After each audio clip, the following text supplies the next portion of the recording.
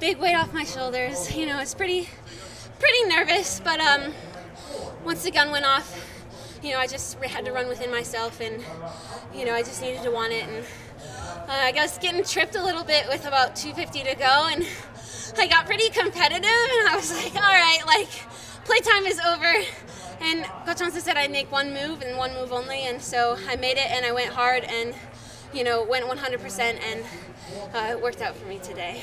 Was that earlier than you had planned to move? No, you know, I've been kind of going at 200. He never really tells me when. He said, you know, 200, 150, 80, whenever I want. And so I was playing in my head about 150, and then it started getting real tight, and people were kind of winding up, and I was like, well, I'm going to act before everyone can react. So. You mentioned it being a weight off your shoulders. How long has that burden been on you?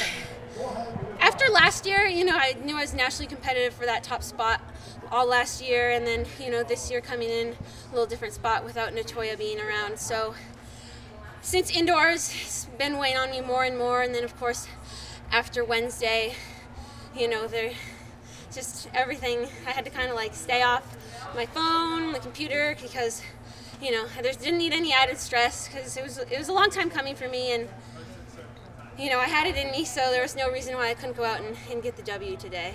Talk about that final straightaway, kind of in front of your home crowd. Was it hard? You know, you had the lead. Was it hard to kind of keep yourself composed, or what was that like on your way to the finish? You know, I've been working on that last 100, staying composed, keeping my form, you know, staying within myself. And the crowd was so loud, I couldn't decide, you know, I wonder if that's for me or if that's someone coming behind me. And I looked at the screen, and it's so hard to tell. And I was like, you know, stop looking at the screen. I was like, I'm running fast, so someone's going to have to come in on quick to be catching me. So all I had to do was keep my form, and I was going to get across that line first. So. When you did cross the line, what was the trade statement? What was going through your mind? Just relief, you know, and then happiness, but mostly relief. I was pretty nervous, kind of sick to my stomach before the race the past, you know, 5-6 hours, and the coaches were kind of telling me that's the calm before the storm. It's your body getting ready for a big performance, and it's exactly what happened. And you know, they were always right. I just had to trust in myself, trust in my coaches, my training, and it all fell into place. You know, after your sophomore year, is the first time you ran on this track. Is this like coming full circle now to cap your college career, at least in the 800 with this type of race? Definitely winning out here on Hayward Field at home. I couldn't have gone out any other way, and you know, the way I ran that last 200, I gave the crowd what they wanted, and you know, it feels good to, you know, appreciate them as much as they appreciate me. I know you have quite a bit of family there. Did you get a chance to pick a few of them out of the crowd, and if so, what was that like after? Oh yeah, they're wearing Bolt, you know, they're wearing like the Oregon Bolt, so they were not hard to miss. So that was really special. I got to see my whole clan there, and not only them, but the other 10,000 people in the stands. So I felt right at home. Laura, I know you just came off the track, but when you think about your career, your coaches, your teammates here, what do you think? What do you think about? What comes to mind? I think that they set me up well, and you know, they prepared me for the best collegiate season I ever could have asked for. Collegiate seasons, you know, as many All-Americas as I've won, and relay titles, individual titles, team titles. I couldn't have found that success anywhere else, and you know, they've been setting me up for after college too, and so I couldn't see myself having gone anywhere other than Oregon, and they've treated me better than I ever would have imagined.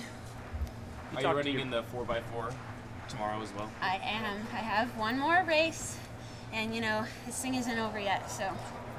You talked in the prelim about having a panic point when the pace went out pretty fast, and you kind of briefly thought about what's going on. Was there any point like that today when you got tripped briefly? I mean, you recovered very nicely, but you almost went down. Did you ever think about that? You know, I had figured when I was kind of put myself in a bad position after 100, 150 meters that I was in a tight spot, and I had to make sure I kept my footing, and I got a little tripped up, but in my mind I was like, there's no way I'm going to fall, and I was like, you know what, I'm going to go, and if they want to keep tripping me up, you know, they're going to have to come with me and follow me, and once I went, you know, I was hoping no one could come with me, and you know, they didn't, so.